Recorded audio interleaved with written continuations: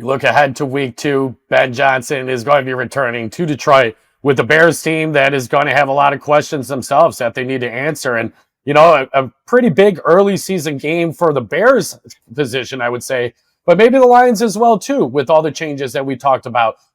I'm sure it's going to be important for the Lions to start strong as well.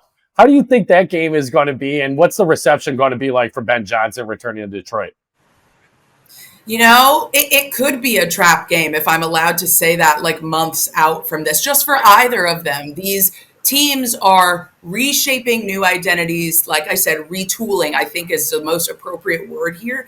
And depending on how week 1 goes, their confidence could be high, could be low. They're not going to say it gets that high or that low. But being that early on in the season, you only have so much to work with. When Ben Johnson walks into Ford Field, I expect boos. Fans did not like how he left, even if they loved what he did for them the last few years. What came out regarding the interview timeline and the process, some of those are inevitable and not his fault. Some of those are choices, and you have to live with those choices of deciding, hey, I do want to take this interview, or can I do this after the run? I don't think anything he did was wrong, but that's going to, regarding your reputation, being interpreted differently, especially when that type of information comes out, that fans will find a correlation between you losing to the Commanders and you taking an early interview. I don't think that's right, but regardless, the facts are the facts, and the timeline is all these fans have to work with, and it's all we have to work with right now. So that being said, I don't expect a warm welcome back for him, which, just as someone who loves sports, it can be disappointing. Like,